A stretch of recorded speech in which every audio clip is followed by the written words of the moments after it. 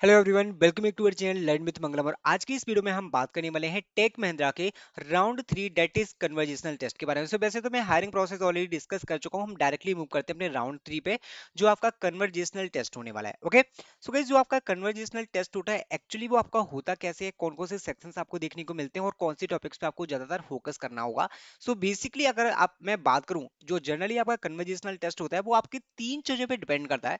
Date is reading, speaking और listening. इन्हीं तीन चीजों में आपका पूरा काम यहाँ पे हो जाएगा। अब यहाँ पे हम डिटेल में इनको डिस्कस करते हैं वन बाय वन करके कि आखिर रीडिंग क्या होता है, स्पीकिंग में क्या होगा और लिसनिंग में आपका क्या होने वाला है। ओके, मैं आपको डिटेल में समझा देता हूँ। सो रीडिंग में गाइस, रीडिंग में क्या होगा, रीड एंड रिपीट। अब इसका क्या मतलब है, तो मैं आपको एग्जांपल के थ्रू समझाता हूँ।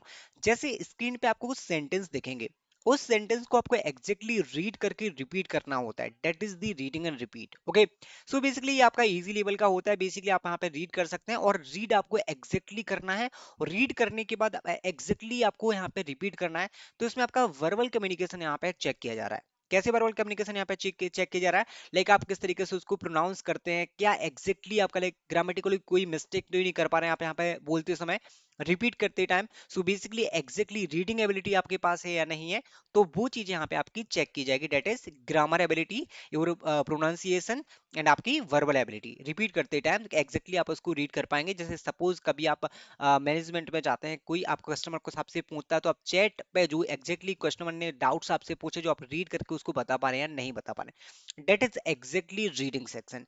नेक्स्ट मैं बात करूंगा स्पीकिंग सेक्शन के बारे में। सो स्पीकिंग में आपका स्टोरी रीटेलिंग होता है। सो बेसिकली इसमें आपको देखो डिपेंड करता है, इसमें या तो ऑडियो के बेसिस पे आपको स्टोरी सुनाई जा सकती है, या फिर आपको यहाँ पे दिया जाता है टाइम के कुछ टाइम आप सोच के अपने अकॉर्डिंग यहाँ पे स्टोरी टेल कर सकते हैं। बट यहाँ पे इन लोगों ने क्या मेंशन किया है, स्टोरी रीटेलिंग। मतलब कि आपको क्या समय एक ऑडियो क्लिप आपको सुनाई जाएगी। एक ऑडियो क्लिप सुनने के बाद में बेसिकली आपने जो जो चीजें उसमें सुनी है, तो मैं आपको बताता हूँ कि क्लियरली आपको करना क्या है। ऐसा नहीं होता कि जो भी क्लिप आपने सुनी है वो उसको एग्जैक्टली आप रिपीट कर पाएंगे, स्टोरी आप एग्जैक्टली रिपीट कर पाएंगे, एग्जैक्टली आप रिटेल कर पाएंगे। सो बेसिकली आपको ध्यान में चीजें रखना है। सबसे पहला, सबसे फर्स्ट जो आपका पॉइंट होता है, डेट इज आप उसका जो मेन कैरेक्टर है ना, उसका जो मेन कैरेक्टर है, आप गाइस उसको कर सकते हैं। ओके, जो मेन कैरेक्टर है ना, आप उसको ले सकते हैं कि एग्जैक्टली उसका स्टोरी का मेन कैरेक्टर क्या है, और स्टोरी का थीम क्या है, और स्टोरी का एग्जैक्ट मीनिंग क्या है, कि स्टोरी किसके बेसिस पर चलने वाली है।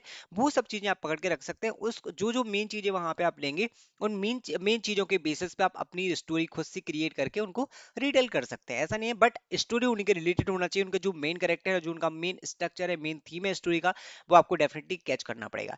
सो that is the story retelling. अब जो सबसे ट्रिकी और लॉजिकल सेक्शन आता है, that is listening section.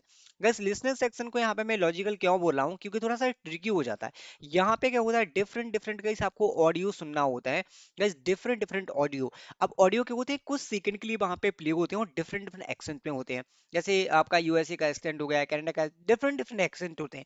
So basically वो समझने के लिए थोड़ा सा डिफिकल्टी हो जाती है, क्योंकि कभी हम नॉर्मल अपनी लाइक यहाँ पे इंडियन लैंग्वेज में जब इंग्लिश बोलते हैं ना, तो हमें तभी समझ में नहीं आता है। तो गाइस एक्सेंट में थोड़ा सा डिफिकल्टी हो सकती है। तो मैं इसके लिए यही सजेस्ट करूंगा, आप बिल्कुल गाइस प्रेजेंस ऑफ माइंड के साथ यहाँ पे बैठना। अगर आप कन्वर्जेशनल टेस्ट के लिए जा रहे हैं ना, तो यही सजेशन मेरा रहेगा कि आप प्रेजेंस ऑफ माइंड के साथ बैठना है। और गाइस आपका यहाँ पे माइक वगैरह सब कुछ अच्छा होना चाहिए।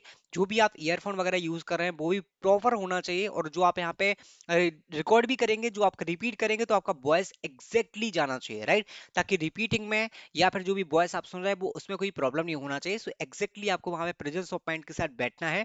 और जो भी चीज आप सुन रहे हैं, जो क्योंकि कुछ ही सेकंड के लिए आपका यहाँ पे ये लिसनिंग वाला सेक्शन, लाइक यहाँ पे ऑडियो क्लिप चलेगी, और उसको सुन के आपको एग्जैक्टली रिपीट करना होता है। वो आपका रिकॉर्ड होके वहां पे जाता है, that you have repeated exactly और नॉट। तो इस तरीके से आपका लिसनिंग का एबिलिटी होने वाला है। कुछ आपको यहाँ पे ग्रामेटिकल के फिल्म ब्लैंक्स मिल सकते हैं, बट डिपेंड करता है। मोस्टली आपका रीडिंग, स्पीकिंग, लिसनिंग में ही एक कन्वर्जेशनल टेस्ट होता है। सो इसको इसीलिए बोला जाता है कन्वर्जेशनल टेस्ट।